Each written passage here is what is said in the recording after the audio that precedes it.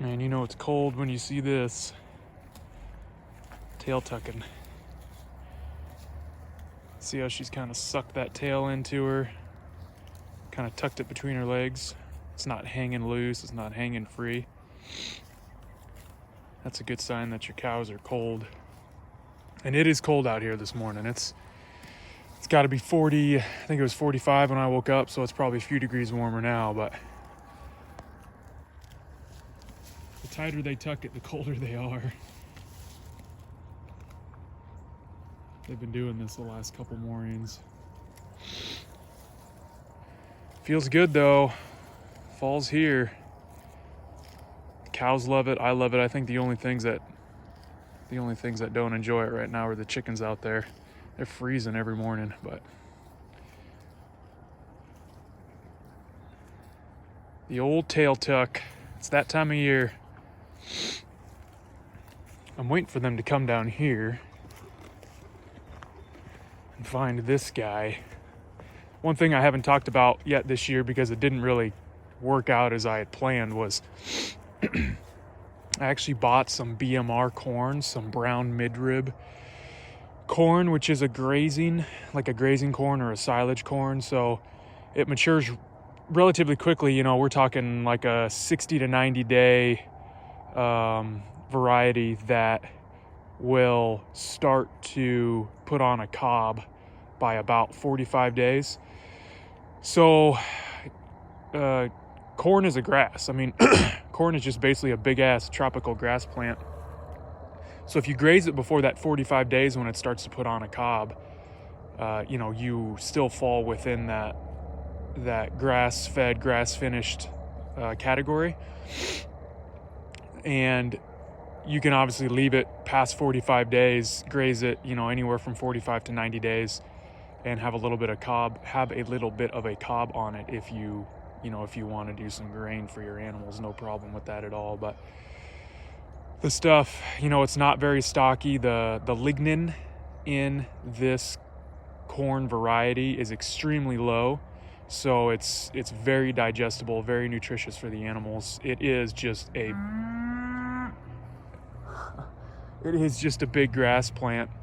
But if you run it much past, I mean, they say you can't run it past 90 days because this stuff will just end up falling over. When that ear of corn gets heavy enough, it'll just tip the plant over, because the lignin content is so low in the stalk that it can't support the weight of cobs on it, so it'll just fall over. But one thing I really wanted to do this year, and this was just kind of a trial year, is I only bought one 50-pound bag. It's something only like, I think it's like 12,000 kernels in it or something like that. But I wanted to actually plant a good amount of this BMR corn. I think July was my target. I'll have to look at what I had written down. I had a whole schedule written down for it to, after the cows move through, it's basically the very last time the cows move through each strip going into summer. I created a little hand planner, and it was pretty slick. I'll try and show that on another video. But it was basically just made out of a T-handled grounding rod with a little rubber tube on it that came all the way up. And so you take that T-handled grounding rod and you punch a hole in the ground, and then that rubber tube came down right where that T-handle punched a hole, and then you just dropped a kernel through the tube and it fell right down into the hole that you put in the ground. And it actually worked pretty slick, as long as the ground wasn't too soft, because then you'd pull that T-handle spike out of the ground and it would have a bunch of dirt on it, and then it would stop the kernel from following down the tube. What's up, buddy? You feeling good? Yeah. Flies are down. Grass is good. Lots of good stuff to eat. Yeah. Lots of good stuff to eat. Everyone's happy this time of year. So as I pulled the cows off each individual strip going into summer, I was gonna just punch a bunch of BMR corn into the ground and kind of use it as that summer feed. It obviously it's corn, right? So it can still grow really well in drought situations, low moisture situations. It grows up really quick. That was another thing about this variety. Like I said, 30 to 45 days, it's ready. It's totally grazable. So it would help shade the soil. It would help kind of fill in those voids. I was really focusing on areas that got overgrazed or were pretty thin. A lot of those thistle areas, that was kind of my thought, was get some of this BMR corn growing up and just use it as a, almost like a cover crop type that people will do in the fall, only use it to get me through, to help get me through the summer, But obviously, I'm not sure why I thought that a single kernel at a time in a hand planter would be doable and sustainable to kind of put in these strips when I pull the cows off. And anyway, long story short, it ended up not really working, right? Because the stuff could be planted, I'm trying to remember what it was,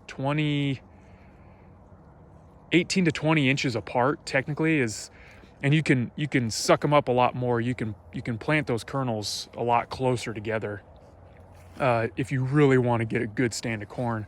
I think even down to like 12 to 13 inches spacing between them. But it obviously, that's undoable, right? You can't individually plant corn kernels. So it wasn't doable. And I knew it wouldn't be. I just wanted to see how it worked out. But I need to figure out, a no-till drill, like just a small, like 2 or 3 row planter with like a no-till style. That's really what I need to get. But going into summer, obviously you're leaving as much vegetation on the ground as possible. Like you're trying not to have the cows take it down too much. And so I really don't know how a no-till drill would be able to punch through thick sod with, 6, 8, 10 inches of grass down. So we'll see. What I would really like to do is on the other side of that fence there, our neighbor's property. There's a neighbor down the road who farms that. I think it's only like 1.5 acres or 2 acres. And he just rotates, classic Iowa corn and beans. That's all he does every other year. And it gets super weedy. Nothing ever grows other than what he plants. He sprays the crap out of it a couple times a year. And he runs smaller, older equipment, but it's almost at the point where it's like, I feel like the fuel costs for what it costs for him to get down the road and get over here and farm that little tiny field is not worth what he gets out of it.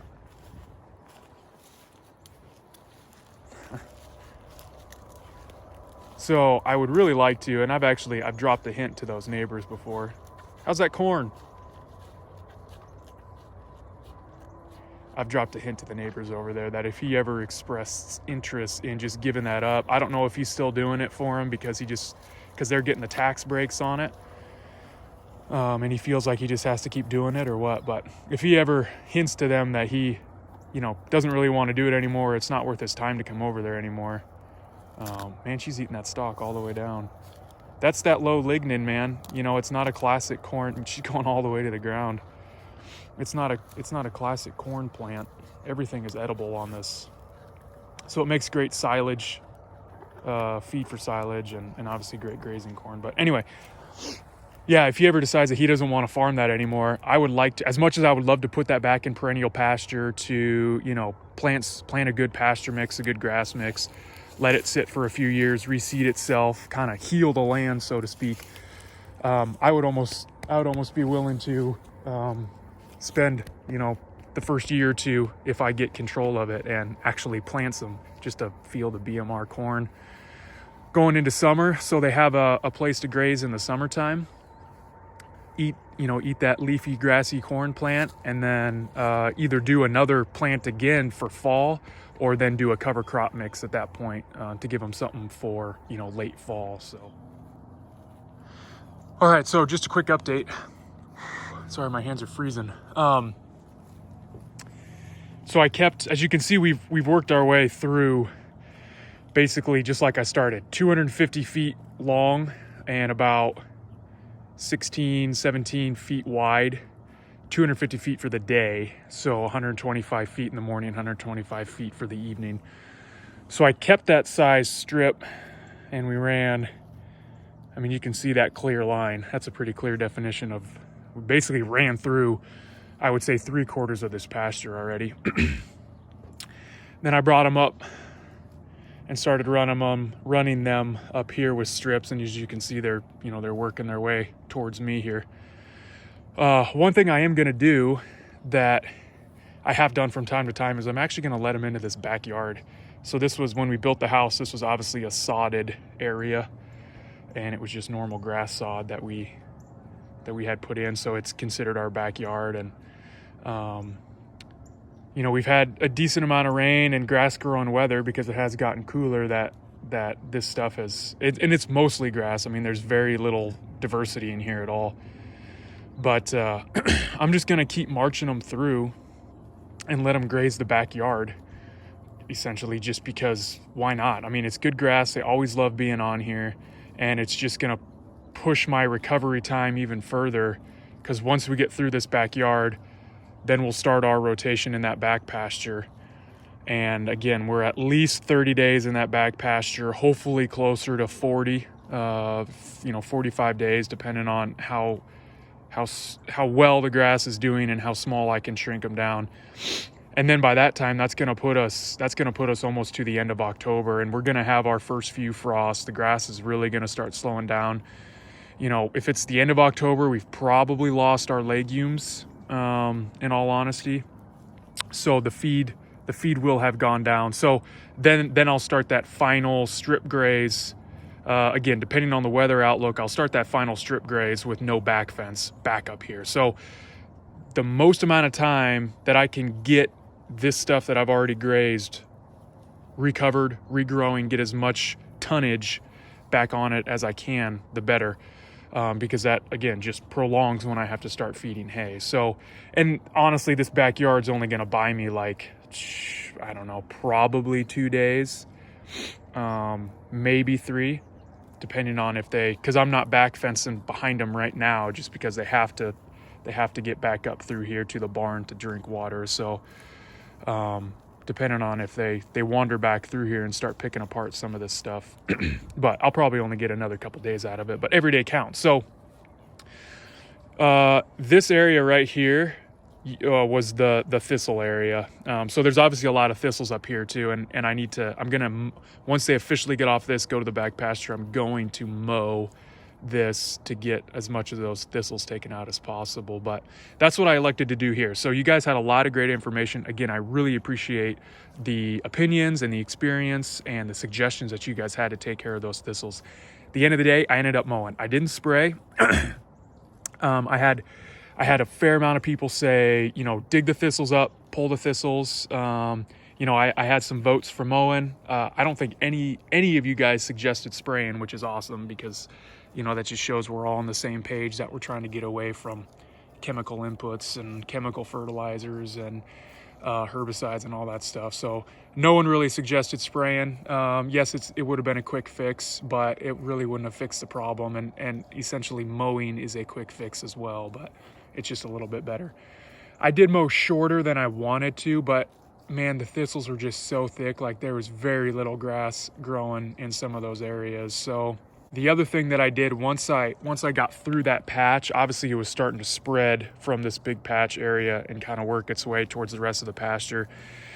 Someone out there had another great suggestion, and it's hard to believe that I never thought about this, but just walk each individual strip when you pull the cows off of it, and use a weed trimmer or a weed whacker, and just take those thistles individually. And why this never occurred to me, I don't know. And this is exactly why I'm doing this whole YouTube thing, guys, because that is a very simple idea and a very simple solution to my problem that I just didn't think about. And it just never occurred to me that that was a totally doable thing to do, one strip at a time.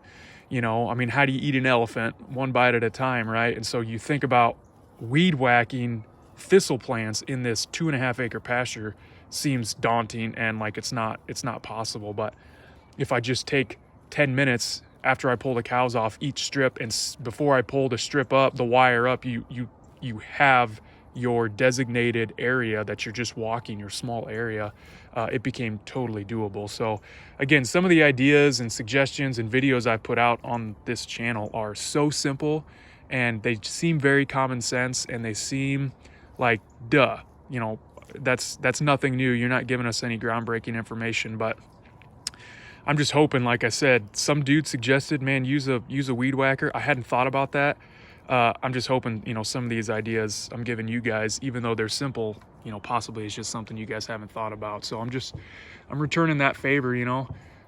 So that's what I did as we started to go north in this pasture was I just took a weed whacker and hit those thistle plants that were starting to spread. This chunk right here in front of me, though, where the cows are at now, unfortunately will need, I think, mowed. It's very thick with thistles. They have taken over some of them are really starting to go. They're really starting to put on their flower and their seed head. So I'm running out of time here. They need to be taken out before those seeds start flying around. But that's where we're at. A few more days up front here. They'll be hanging out in the backyard like big dogs.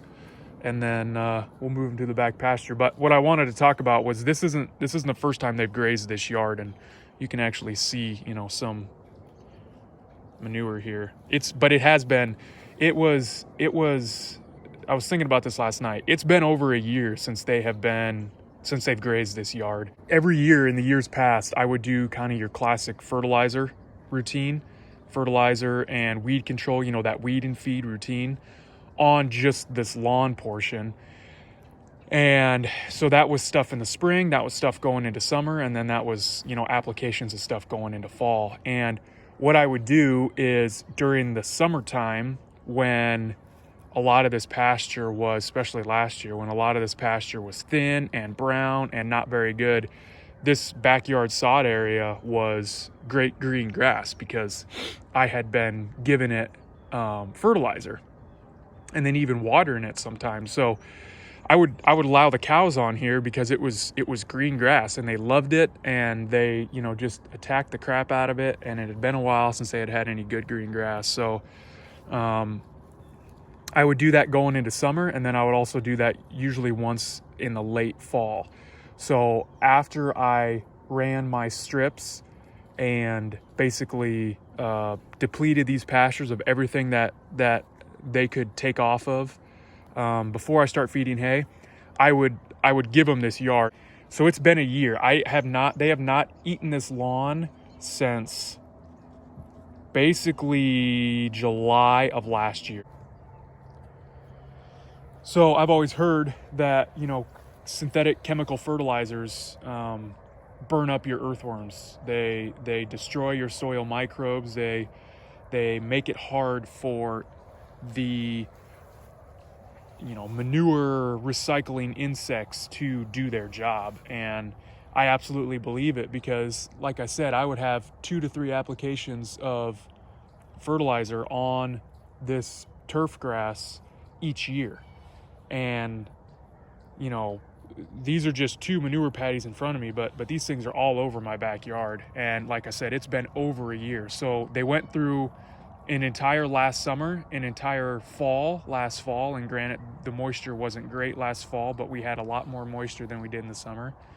It went through an entire winter.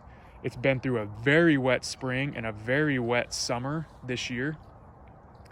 And it still has not broken down. It still has not disappeared. And that just is simply because there's just no earthworms. There is no soil microbiology to break this stuff down. Dung beetles, earthworms, you know, anything else that's going to pick apart this grass or pick apart this manure and recycle it into the ground just isn't here.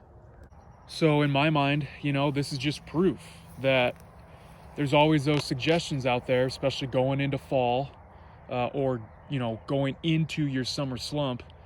Spread fertilizer to help get a boost in grass growth. And, you know, while one application here and there might not do much damage, it might not do much harm, just repeated applications of that stuff just make it to where you have no soil life.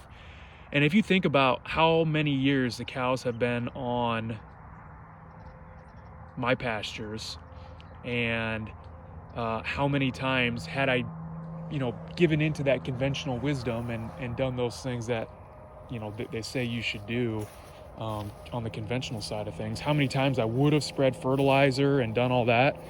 Could you imagine the amount of, you know, manure patties in these pastures that would just be there, would still be there, would not have been broken down, would not be breaking down? I mean, that's feed I'm losing, you know, because the cow's not going to eat around that. It obviously creates a dead spot in the soil because now it's killed the grass and nothing grows up. It's like you lose bits of pasture every single year just because of the manure not breaking down, and cows aren't going to eat that. So I don't know. I just thought that was something worth showing. That statement is absolutely accurate. You're going to have manure that, I mean, this thing looks like it was dropped. This thing looks like it was dropped just a week ago and dried in the sun, but like I said, no cow has been on here since July of last year. I mean, that thing's not even touched. So I don't know, just an observation, a little bit of proof that all those chemical inputs really are doing you harm. All right, thanks for watching, guys.